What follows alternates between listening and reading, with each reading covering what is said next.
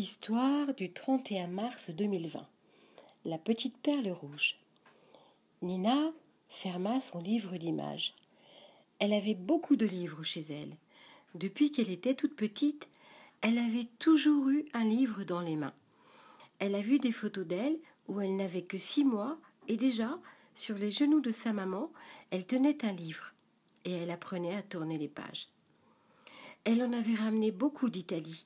L'Italie, c'était le pays où elle était née, le pays du soleil, de la pasta, de la mozza. Ah là là, quel beau pays! Des livres où quand tu appuyais sur une pastille ou un petit bouton, il y avait des morceaux de musique, d'autres avec les sons de tous les animaux de la ferme, les vaches, les poules, les moutons.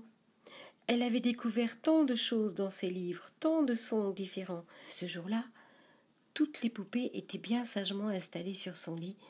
Elle leur avait lu l'histoire du petit chaperon rouge. Enfin, elle ne savait pas lire, mais elle la connaissait par cœur. Et c'est ça qui était amusant, avoir l'impression de savoir lire. Après la lecture du livre, elle décida de manger sa tartine de pain assise dans le jardin aux cerisiers. Elle aimait bien le pain là-bas en Italie, mais celui-là, il était bon aussi, hein.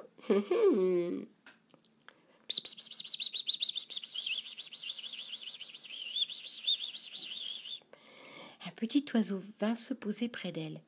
Elle lui donna quelques miettes de sa tartine. « Il est vraiment beau, ce petit oiseau !»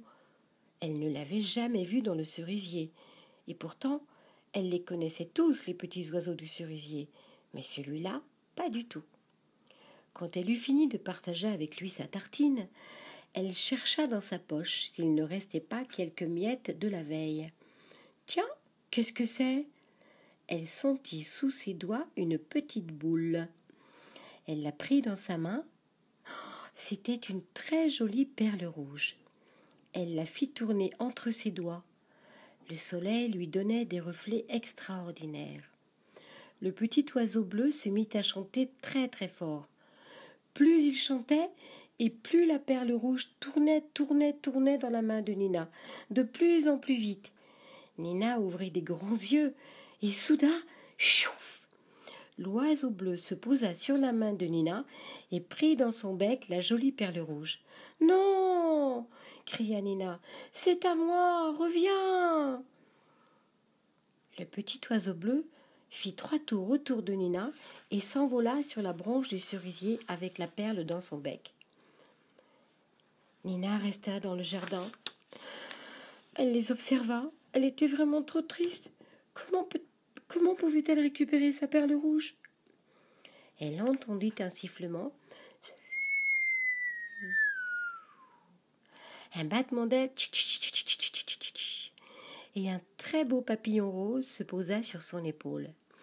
Elle n'avait jamais vu de papillon rose. Il lui chatouilla l'oreille avec ses ailes.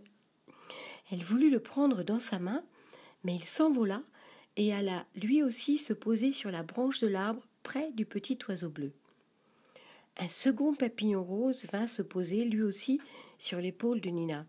Un troisième, un quatrième, 10, 20, 30, 40. À chaque fois que Nina voulait les prendre dans sa main, ils s'envolaient et allaient se poser sur la branche où se trouvait le petit oiseau bleu. Bientôt, tout l'arbre fut recouvert de papillons roses qui faisaient bouger leurs ailes. C'était une musique extraordinaire. Nina ferma les yeux et imagina le grand cerisier blanc qui était recouvert de papillons roses. C'était comme si l'arbre dansait. C'était merveilleusement beau. Le petit oiseau revint alors sur l'épaule de Nina, mais avant, il déposa la perle rouge au creux de sa main. Nina sentit alors une chaleur incroyable dans tout son corps. La perle rouge dans sa main se mit à changer de couleur. Elle avait maintenant une jolie couleur rose comme les papillons. D'ailleurs, tous les papillons roses s'envolèrent des branches du cerisier et vinrent tourner tout autour de Nina et se posèrent enfin à ses pieds. Nina ferma les yeux. Tout était si étrange. Elle devait rêver. Lorsqu'elle ouvrit ses yeux, la perle rose avait une nouvelle fois disparu. Le petit oiseau était toujours sur son épaule et chantait. Mais ça alors, une petite fille dans une très très très belle robe rose, avec des dizaines de papillons dans les cheveux, la regardait en souriant.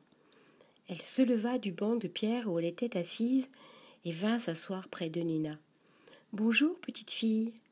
Je m'appelle Fleur de Papillon. Je suis venue te voir car tu es une petite fille extraordinaire, que tu aimes les livres et que tu aimes les histoires.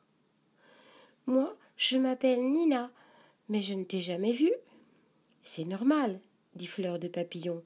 Je vis dans un livre. C'est moi qui étais dans la perle rouge au fond de ta poche. Je suis venue te voir car j'ai besoin de toi. Est-ce que tu veux m'aider? Mais je ne sais pas, dit Nina. Je suis trop petite. Mais justement, ce n'est pas important que tu sois grande. Le plus important, c'est que tu aimes les livres. J'ai mon ami le papillon bleu qui s'est perdu dans un livre d'images. Il faut que tu m'aides à le retrouver. Nina imagina un pauvre petit papillon bleu perdu dans un livre. Elle ferma encore les yeux un instant, et lorsqu'elle les rouvrit, tout avait disparu. Les papillons roses, la petite fille qui s'appelait Fleur de Papillon, le petit oiseau bleu.